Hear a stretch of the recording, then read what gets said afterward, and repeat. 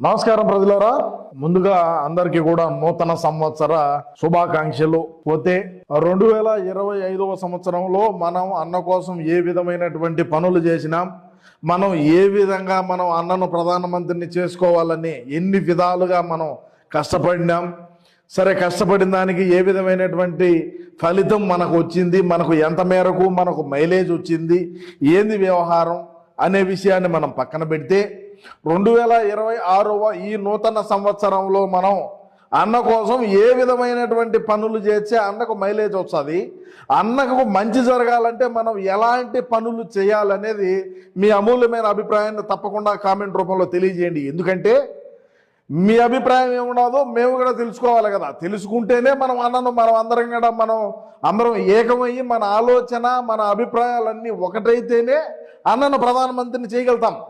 లేదు మన ఇష్ట ప్రకారం మన సజ్జల గారు తీసుకున్నటువంటి నిర్ణయానికి మనందరం కట్టుబడి ఉండాలా, అదే విధంగా మనం పనిచేయాలా, మనం వేరే ఇతరగా మనం ఆలోచన చేయకూడదు, ఆయన ఏమి చెప్తాడో అది మాత్రమే మనం చేయాలనుకుంటే మనకు ఆ 11 వచ్చాయో రావు ఈసారి డౌటు.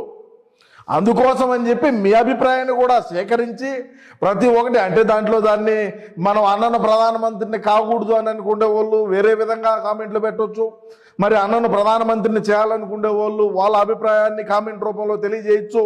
మీరు కామెంట్ చేయండి, మనం తప్పకుండా వాటిని ఏమంటారో దాన్ని పర్యవేక్షణ చేద్దాం. పర్యవేక్షణ ఏంది సరే, ఏదో అన్నంటే చెప్పలేడు, మనం చెప్దాం ఏదో ఒకటి. కానీ ఏదో మీరు కామెంట్ రూపంలో అయితే తెలియజేసినారంటే మనం ఖచ్చితంగా దాన్ని మనం ఒక లైన్లోకి తీసుకొని వచ్చి మనమైతే చేద్దాం. ఇకపోతే 2025లో మనకు చాలా డ్యామేజ్లు జరిగినాయి. అన్న కోసం ఎగిరెగిరి పడినటువంటి వాళ్ళందరూ జైలు పాలైనారు. ఆ తర్వాత మళ్ళీ జైలు నుంచి బయటకు వచ్చినారు అనుకో, అది వేరే విషయం. అది ఇప్పుడు కల్తీ మద్యం కేసులో ఏదైతే జోగి రమేష్ ఉన్నాడో, జోగి రమేష్ జైల్లో ఉండిట్టున్నాడు.